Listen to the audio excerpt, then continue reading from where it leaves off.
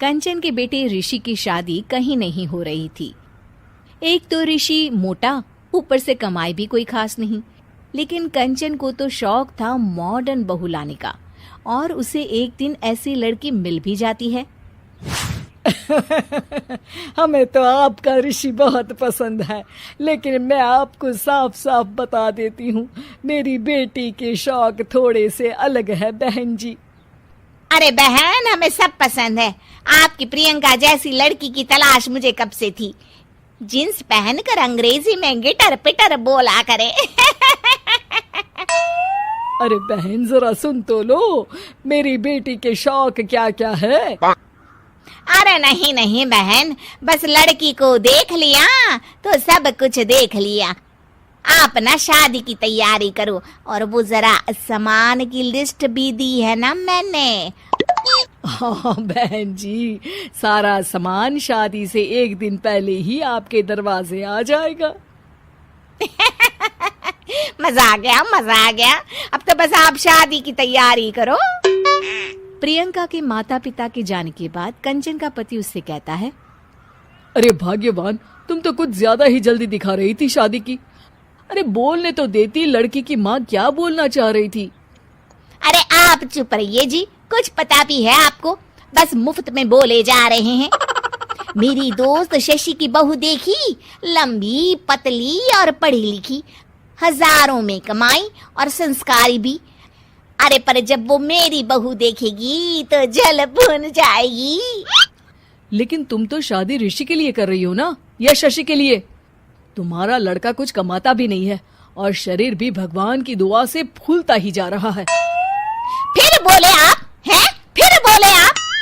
मैंने कहा ना, प्रियंका जैसी जींस पहनकर अंग्रेजी झाड़ने वाली बहू किस्मत वालों को ही मिलती है। चुप रहिए आप।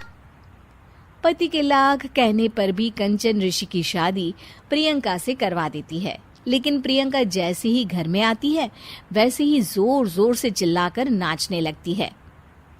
आज मेरे यार की शादी है, आज मेरे यार की शादी है। अरे नाचो मां नाचो। आज मेरे यार की शादी है। कंचन, उसका पति और ऋषि ये देखकर हैरान रह जाते हैं। लग रहा है बहू को शादी की बड़ी खुशी है। हाँ हाँ, बहू क्यों नहीं, हम भी नाचेंगे। अरे नाचो नाचो जी, मुंह क्या देख रहे हो, चलो चलो नाचो, बहू कह रही है। कंचन ये कहकर प्रियंका के साथ नाचने लगती है। ऋषि और उसके पिता वहां से चले जाते हैं। अगले दिन कंचन अपनी सहेलियों को प्रियंका से मिलवाने के लिए घर बुलाती है, जहाँ शशि भी आती है। अरे शशि, कैसी हो? मैं ना तुम्हें प्रियंका से मिलवाती हूँ। अरे सच में बहुत ही एडवांस सोच की लड़की है। कितने मॉडर्न ख्यालात है उसके, पता है तुम्हें? अरे हाँ कंचन, जरूर। बच्चों की शादी अच्छी ही होनी चाहिए, और वैसे भी तुझे तो शुरू से ही ऊंचे ख्याल की बहू चाहिए थी। तभी कंचन की सहेली कहती है, अरे कंचन, बुलाओ ना प्रियंका को, हम भी मिल ले। अरे बहू प्रियंका, जरा बाहर तो आना। कई बार आवाज देने के बाद भी प्रियंका बाहर नहीं आती है, तो कंचन को बुरा लग जाता है।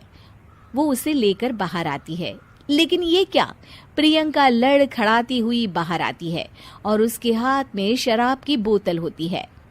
हालांकि शराब पीना स्वास्थ्य के लिए हानिकारक होता है, और ये हमारी किडनी के लिए बहुत ही खतरनाक है। लेकिन कंचन की बहू प्रियंका पूरे नशे में होती है। अरे इतने सारे लोग। ये कहकर वो शशि के पास जाती है। आंटी जी, पत्ते खेलेंगी, पत्ते। अरे दूर हो, दूर हो, तुम्हारे मुंह से तो शराब की बदबू आ रही है।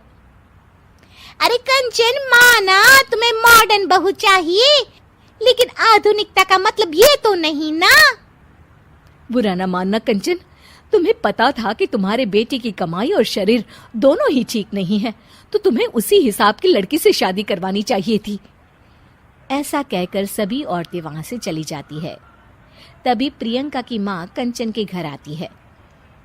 अरे बहन जी, बड़ी चालाक निकली आप तो। बिना बताए अपनी पियक्कड़ बेटी मेरे लायक बेटे के गले में बांध दी। आय हाय, बड़ी आई बिना बताए। उस दिन जब मैं ये बात बता रही थी तो तुम तो सुनने को भी तैयार नहीं थी। अब भुगतो तुम। ये कहकर वो वहां से वापस चली जाती है। सबके जाने के बाद कंचन अपना सर पकड़ लेती है।